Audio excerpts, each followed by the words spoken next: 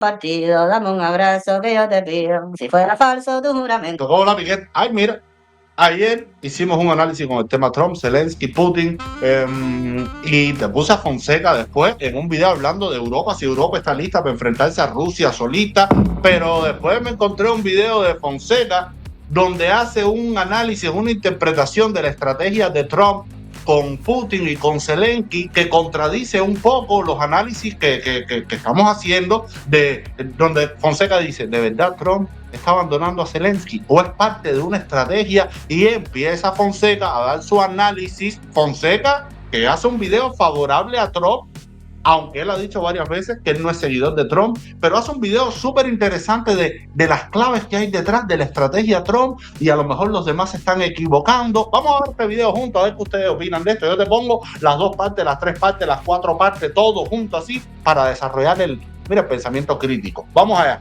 ¿Ha traicionado Donald Trump a Ucrania? Según dicen algunos medios de comunicación, parece que sí. Un enfrentamiento a distancia con el presidente ucraniano en Mar-a-Lago, Donald Trump arremetió contra Volodymyr Zelensky tras la desaprobación de Kiev por haber sido excluido de las conversaciones entre Estados Unidos y Rusia para poner fin a la guerra en Ucrania. The Telegraph está informando en estos momentos sobre el plan que tiene para estrangular la economía de Ucrania. Al contrario que la mayoría, Putin se muestra satisfecho con las conversaciones con Estados Unidos. Todo este revuelo viene por la reunión que ha celebrado Estados Unidos y Rusia en Arabia Saudita. Una reunión donde no han invitado a Ucrania ni a Europa. Un detallito. Después de esto, la Casa Blanca envió a un enviado especial, valga la redundancia, de Donald Trump a Ucrania a hablar con Zelensky. O sea, y esto fue ahora mismo. Esto acaba de ocurrir. Un dato a tener en cuenta. Pero vamos a ir con Fonseca. Pero hoy escuché, no fuimos invitados. Bueno, has estado allí durante 3 años. Deberías haberlo terminado en 3 años. Nunca debiste haberlo comenzado. Podrías haber hecho un trato. Efectivamente, en esta declaración, Trump culpa a Ucrania de haber empezado la guerra por no haberse rendido a Rusia. Y lógicamente, el Team Putin y todos sus propagandistas han tomado esto como hemos ganado, el equipo colorado, el portero medio muerto. ¿Pero qué ha sido eso? ¡No me jodas! ¿Otra refinería?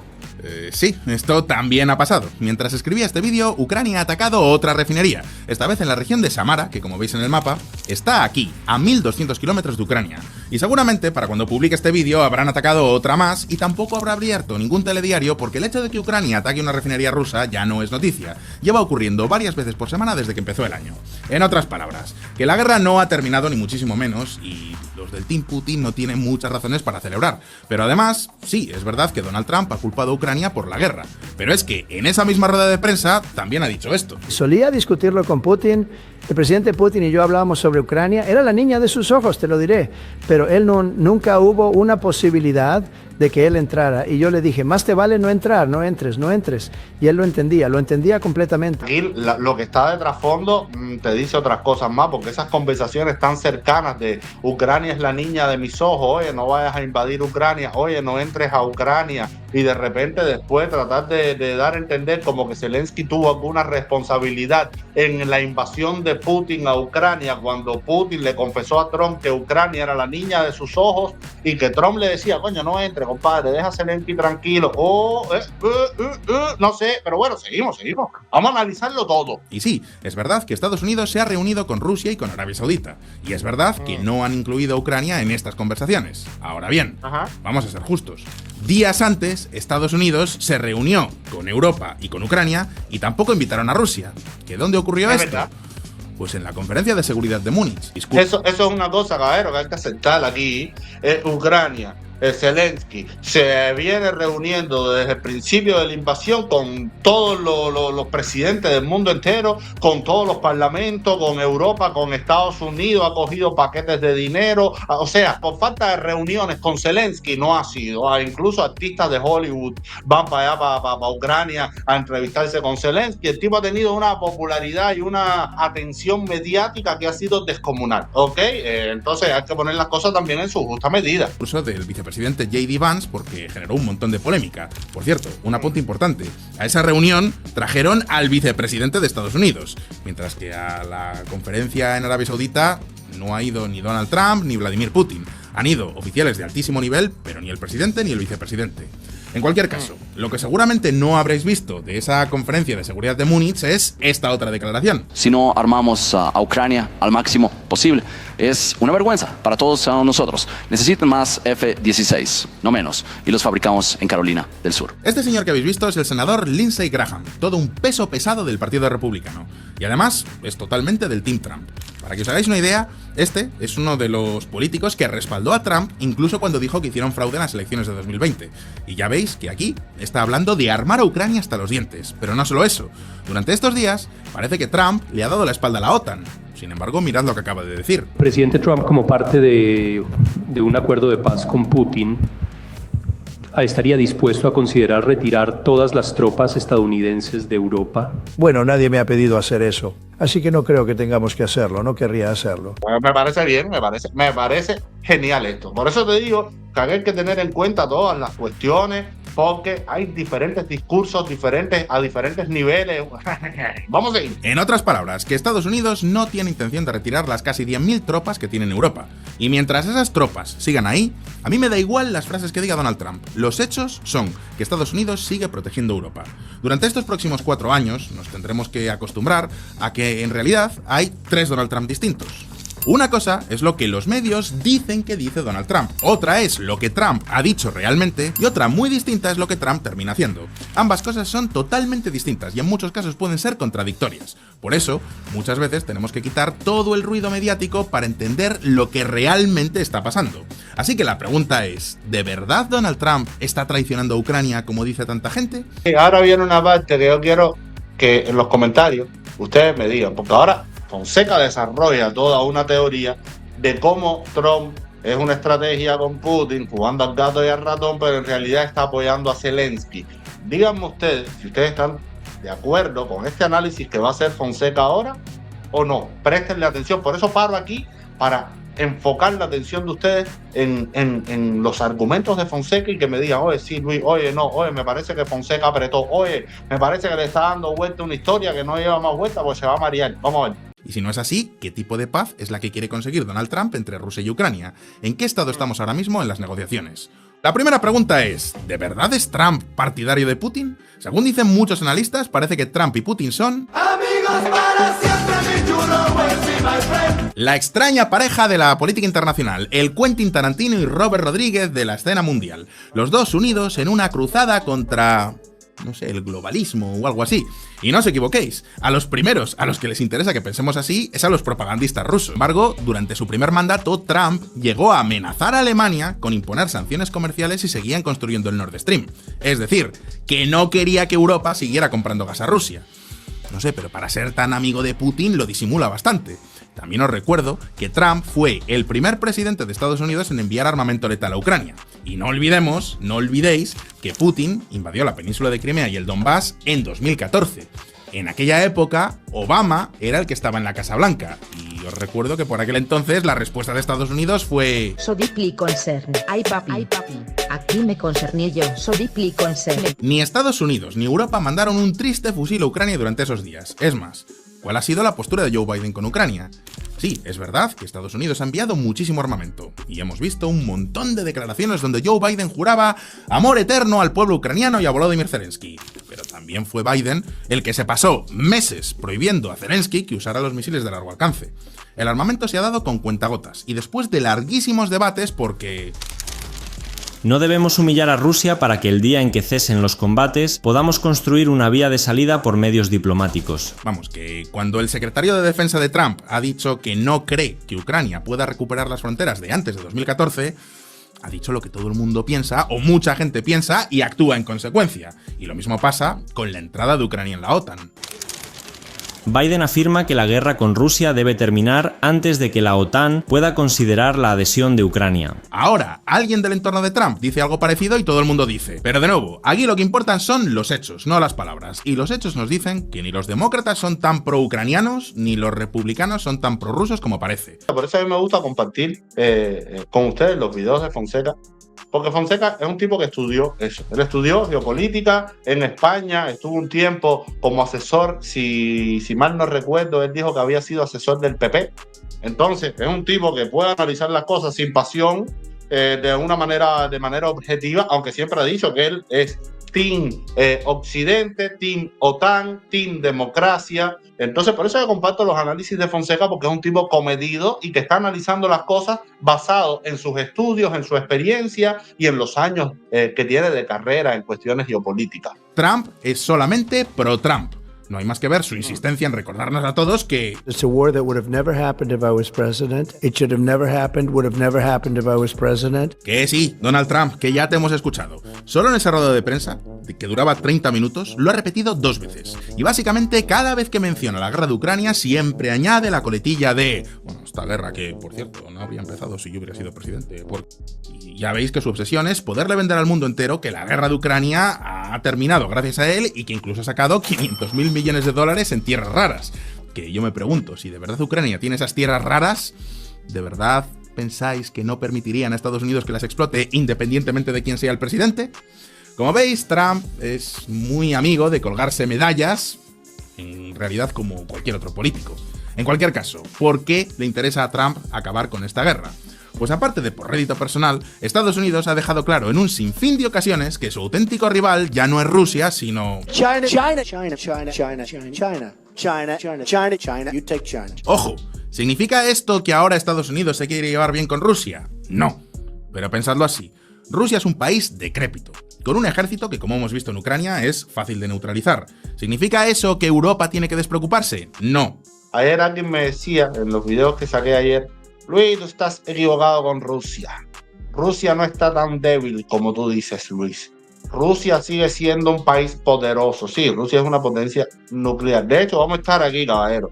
Lo único que hace que tengamos consideración con Rusia es que amenazan con el botón rojo.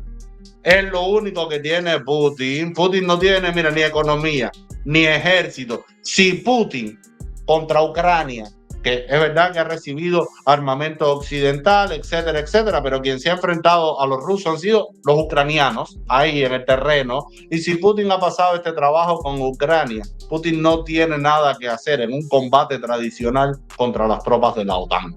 Si los ucranianos, sin la preparación de la OTAN, le han dado esta guerra a Putin, si lo coge la OTAN, quita las armas nucleares, quita el botoncito rojo, soldado contra soldado, estrategia contra estrategia, armamento contra armamento, la OTAN se merienda a Putin. Vaya, pero así, mire, así. Lo que pasa es que Putin tiene armas nucleares y es lo único que hace que tengamos en cuenta a Putin como un peligro para la estabilidad del mundo y para la supervivencia del planeta. Si no tuviera el botoncito rojo, Rusia fuera un peo tirado en una esquina del mundo. Vamos a estar aquí. Europa necesita rearmarse para hacer frente a Rusia. Pero es que Estados Unidos no es Europa. Para que os hagáis una idea, la Unión Europea gastó 340.000 millones de dólares en defensa el año pasado. Ese mismo año, Estados Unidos se gastó 886.000 millones de dólares, o sea, más del doble, y lleva gastando cantidades similares toda su historia. Eso significa que el ejército del tío Sam es 1000 veces más fuerte que todos los ejércitos europeos juntos. En otras palabras, es lógico que Europa tenga más miedo que Estados Unidos de Rusia. No solamente es por una cuestión de geografía, es por una cuestión de balance de fuerzas. Sin embargo, ¿qué pasa con China? Con todos sus problemas, China es la segunda potencia económica del mundo y se ha puesto como objetivo igualar o superar militarmente al tío Sam en 2049. Como comprenderéis, Washington está más preocupada por Pekín que por Moscú y por eso ahí es donde quieren poner toda su atención. Es decir, que la prioridad de Trump no es regalarle nada a Rusia. La prioridad de Trump es que termine la guerra y que sea Europa la que se encargue de la seguridad del continente y sobre todo de Ucrania. Tener tropas allí desde el punto de vista de Europa, no tendríamos que poner ninguna allá porque ya sabes, estamos muy lejos, pero tener tropas allí estaría bien, no me opondría en absoluto. Aquí yo estoy completamente de acuerdo. Europa tiene que, se los dije ayer, Europa tiene que fortalecer su ejército y se tiene que hacer cargo de Rusia, tiene que contener a Rusia, no fajarse con Rusia, fíjate, es que Putin vea que no puede hacerse el loco porque va a sufrir las consecuencias, se va a meter en un conflicto bélico que se va a estirar muchísimo en el tiempo. Yo apoyo aquí la estrategia de Trump y por supuesto que sé que China es el problema real. El problema real está en China. China, gigante, enorme. Así que yo acá estoy de acuerdo con esta estrategia. No, Estados Unidos no puede estar ocupándose de Rusia, de China, de los árabes, de los aquí, de los allá, porque si no, no. Estados Unidos, en China y Europa, que se encargue de Putin. Perfectamente de acuerdo con eso. Que os contaba hace unos meses. A saber, se congela el frente como está, los rusos se quedan con lo que han conquistado y dejan de atacar. Y entre medias se establece una zona desmilitarizada que estaría protegida por soldados rusos. ¿Significa eso que Ucrania quedaría desprotegida? No, para nada.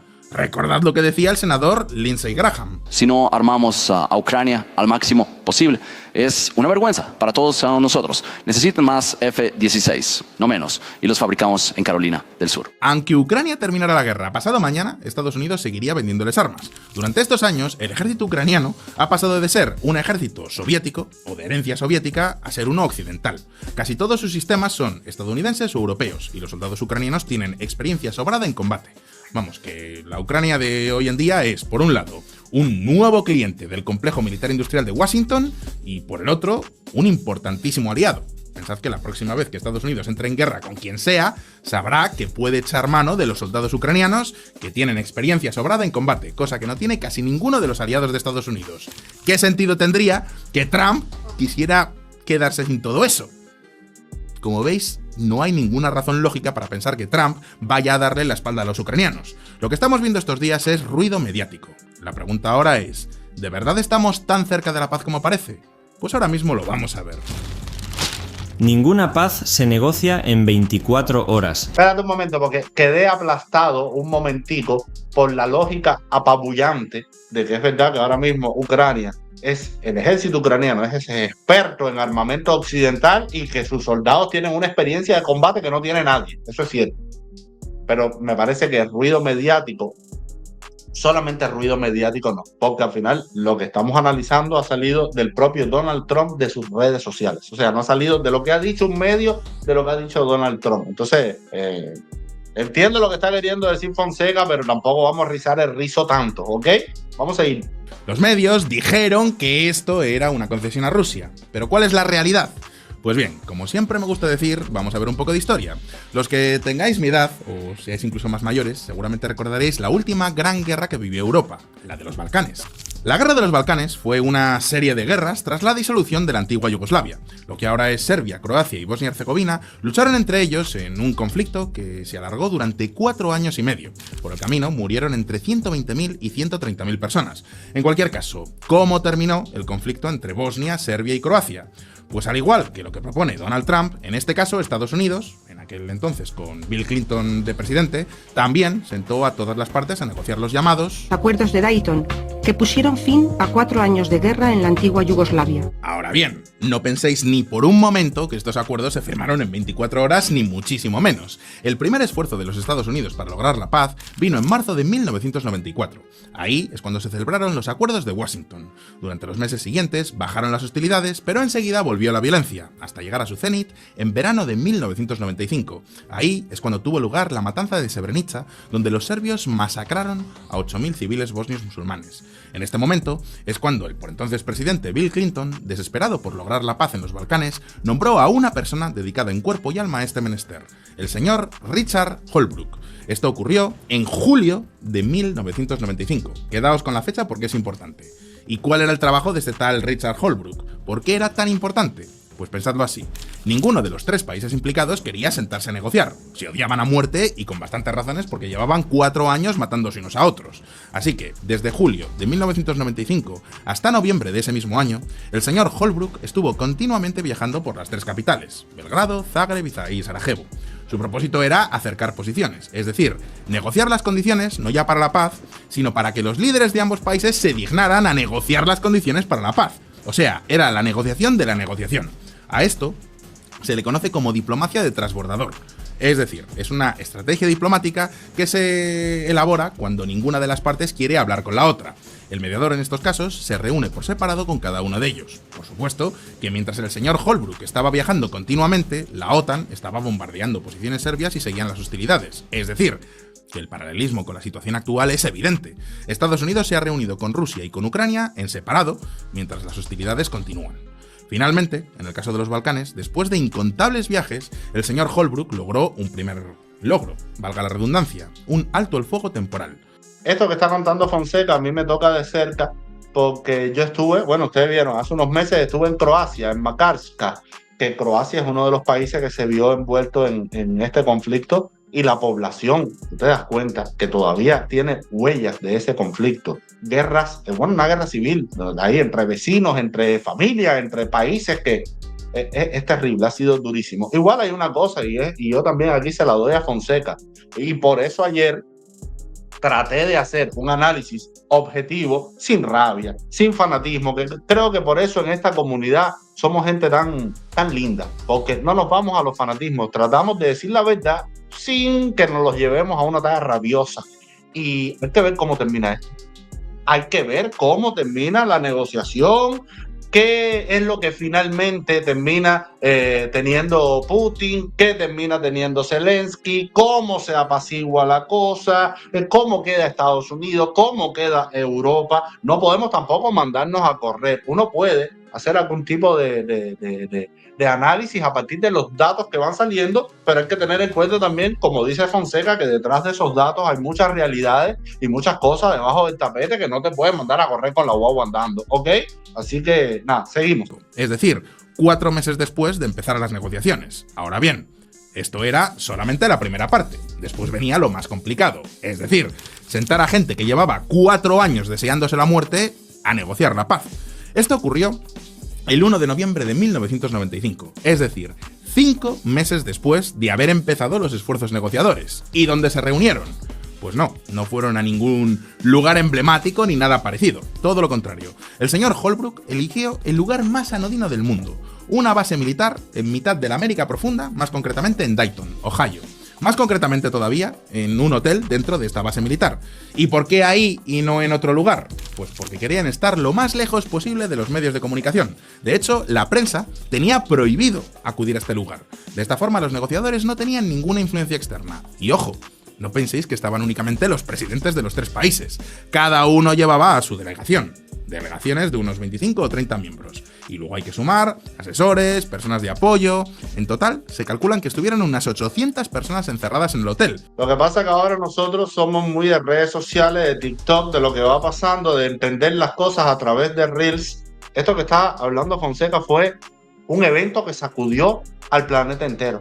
Yo recuerdo que después fue que yo entendí una canción de Sabina. Hay un verso de una canción de Sabina que es, que la canción es yo quiero ser una chica Almodóvar. Y hay una parte donde hay un verso de la canción que dice: y no permitir que me coman el coco esas chungas movidas de croatas y serbios, y por la vida al borde de un ataque de nervios con faldas y a lo loco. Y esa onda, esas chungas movidas de croatas y serbios, era esta bronca y llegó a ser parte de un disco de Sabina. Y estamos hablando del disco, bueno, uno de sus discos más exitosos de los años 90, que es Física y Química. Para que tú entiendas hasta qué punto estos conflictos fueron grandes, fueron serios y formaron parte incluso de la cultura popular.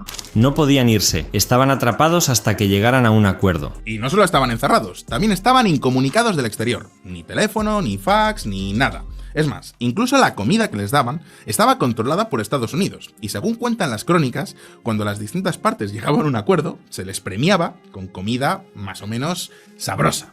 Unos filetes, unas hamburguesas, lo que fuera. Pero, si por lo que fuera ambas partes se encastillaban, ese día comían un sándwich. Durante 21 largos días, Bosnia, Croacia y Serbia estuvieron negociando los terrenos con los que se quedaban parcela a parcela. Y eso explica que, incluso a día de hoy, las fronteras de estos 3 países sean tan absurdas. Por ejemplo, ya veis que Bosnia y Herzegovina se quedó sin costa porque patatas, pero es que dentro de la propia Bosnia también terminaron con esta otra división que es todavía más absurda. Ahora bien, 21 días de encerrona después llegaron a un acuerdo preliminar, y por fin el 14 de diciembre de 1995 se firmó la paz en París. Y ahora pensadlo así. Todo este proceso llevó casi 6 meses. En este caso, las conversaciones de paz han empezado hace unos pocos días, y estamos a febrero de 2025. Vamos, que todavía queda mucho tiempo para ver un acuerdo de paz, si es que llegamos a verlo. En estos meses vamos a escuchar mucho ruido y declaraciones que puedan parecer contradictorias. Por ejemplo, el secretario de Defensa de Trump ha dicho que no cree realista que Ucrania vuelva a las fronteras de antes de 2014. Pero el enviado adjunto a Ucrania, o sea, el Richard Holbrooke de esta historia, ha dicho que tampoco lo descarta. ¿Es una contradicción? No. Es que nadie sabe cómo va a terminar la negociación. Es más, todavía queda responder a la pregunta más importante de todas. ¿Cuál? Ahora mismo lo vamos a ver. ¿De verdad puede Trump imponer la paz? Donald Trump ha dicho en varias ocasiones que él puede imponer la paz. ¿Pero de verdad puede? Visto desde la superficie, parece que Estados Unidos podría forzar a Ucrania a aceptar cualquier acuerdo de paz.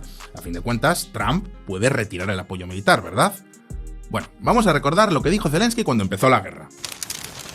Necesito munición, no un viaje. Esto es lo que decía Zelensky cuando tenía a los tanques rusos a pocos kilómetros de su casa, cuando su vida y la de su familia de verdad corrían peligro.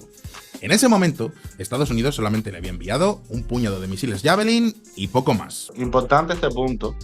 Uno piensa que de repente, con Estados Unidos retirándose de Ucrania, se acaba la guerra, Zelensky se rinde. No, señores, los ucranianos empezaron a defenderse desde el primer día, cuando todavía no había llegado esa ayuda estadounidense así en masa a Ucrania. Y aunque Estados Unidos salga del conflicto, Europa sigue apoyando a Ucrania. Y los ucranianos están determinados a defender su territorio. Y conociendo, el que conoce la historia de Ucrania, vio por ejemplo el documental Winter on Fire, sabe que los ucranianos son fuertes, son gente fuerte, gente dura, ¿ok? Así que suponiendo en última instancia que Trump le quite todo el apoyo a Ucrania y no mande más armas, que no es lo que va a pasar, estás viendo a los propios aliados de Trump diciendo que lo que hay es que armar más a Ucrania, pero aún así, si Ucrania se quedara sin ese apoyo en armas y en municiones de Estados Unidos, nadie ha dicho que Europa va a dejar a Ucrania sola. O sea, que esto pique y se extiende. En ese momento, lo único que tenía Zelensky eran promesas. Sí, lo que he dicho, promesas. Y las promesas no destruyen tanques. Y ahora pensadlo así. Aunque Estados Unidos retirase toda su ayuda militar pasado mañana, Zelensky todavía tiene la ayuda de Europa y la de su propio país. Es verdad que sería un golpe durísimo, no lo voy a negar. Pero aún así, Ucrania tendría más recursos en ese momento que los que tenía a principios de 2022. Por ejemplo, todos los ataques a refinerías que estamos viendo estos días se producen con drones hechos en Ucrania.